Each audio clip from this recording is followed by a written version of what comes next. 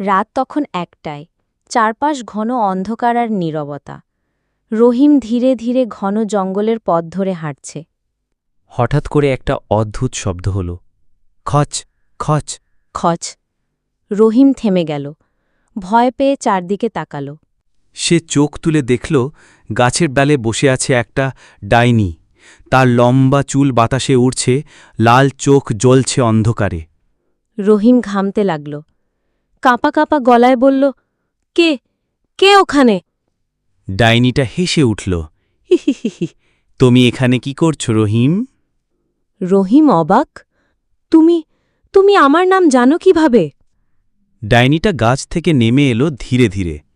তোমার জন্যই তো আমি এতদিন ধরে অপেক্ষা করছি। রহিম ভয় পেয়ে পেছাতে লাগল, তুমি কি বলছো, আমার জন্য অপেক্ষা করছো মানে? ডাইনি আস্তে আস্তে এগিয়ে এলো।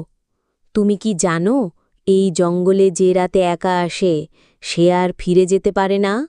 না, আমাকে যেতে দাও, আমি কিছুই করিনি, রহিম কাঁপা গলায় বলল। ডাইনির চোখ তখন আরও লাল। তুমি কিছু করনি, কিন্তু তুমি এসেছ, আর এটাই ছিল শর্ত। রহিম হঠাৎ একটা পাথর তুলে ডাইনির দিকে ছুঁড়ে মারল আর দৌড়াতে লাগল। ডাইনি হেসে উঠল ভয়ানকভাবে, তুমি পালাতে পারবে না, এই জঙ্গল আমার। রহিম দৌড়াতে লাগল প্রাণপণে।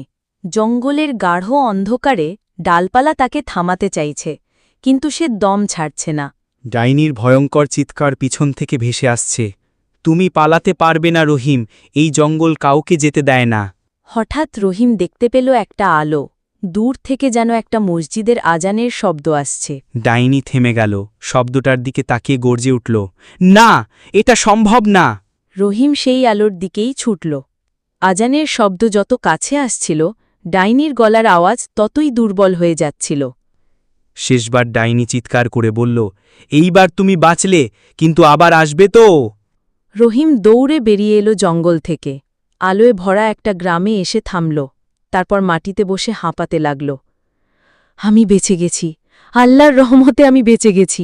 রহিম গ্রামের মসজিদের ইমামের সঙ্গে দেখা করল, সব কথা খুলে বলল। ইমাম সাহেব চিন্তিত হয়ে বললেন, তুমি যাকে দেখেছ সে এই অঞ্চলের পুরনো এক রহস্য। সেই ডাইনি একসময় একজন ভালো মানুষ ছিল। তাহলে সে এখন এমন কেন? অনেক বছর আগে জঙ্গলে তার সন্তান হারিয়ে যায়। তখন থেকে সে পাগল হয়ে গিয়েছে, আর প্রতিটি পথচারীকে ধরে সে তার সন্তান মনে করে। রহিম বিস্মিত, তাহলে আমি যদি তাকে বুঝাতে পারি যে আমি তার সন্তান নই? ইমাম সাহেব বললেন, হয়তো, কিন্তু সাবধান, তার মন এখন অন্ধকারে ঢেকে গেছে। তুমি চাইলে আমি তোমার সঙ্গে যাব। রহিম বলল, না, আমাকে একাই যেতে হবে, এবার ভয় পেলে চলবে না। রাত ১টা, আগের মতোই ঘন জঙ্গল, ঠান্ডা হাওয়া আর পায়ের নিচে শুকনো পাতার আওয়াজ। রহিম ধীরে ধীরে জঙ্গলের গভীরে এগিয়ে যাচ্ছে। হঠাৎ আগের মতোই এক বিকট শব্দ, খচ খচ খচ। ডাইনির ভয়ানক হাসি ভেসে এলো, ফিরে এসেছ রহিম। রহিম দাঁড়িয়ে বলল, হ্যাঁ, আমি এসেছি, কিন্তু এবার পালাতে না, তোমার সঙ্গে কথা বলতে। ডাইনি গাছ থেকে নেমে এলো, তার চোখে এবার আর আগের মতো আগুন নেই। তুমি পালাওনি? তুমি যাকে খুঁজছ সে আমি না, কিন্তু আমি তোমার কথা শুনতে চাই। তুমি একা, তাই না? ডাইনি থেমে গেল, বাতাস থমকে গেল। সে কাঁপা গলায় বলল, আমার ছেলেটা হারিয়ে গেছে অনেক বছর আগে। রহিম ধীরে ধীরে তার সামনে হাঁটু গেড়ে বসল। তুমি এখনো ভালো মানুষ হতে পারো, সবাই তোমাকে ভয় পায়, কিন্তু আমি না। তুমি চাইলে ফিরে যেতে পারো আলোতে। ডাইনির চোখে অশ্রু, তুমি আমার ছেলে না হলেও এতটা সাহস দেখিয়েছ, আমি আর কাউকে কষ্ট দেব না।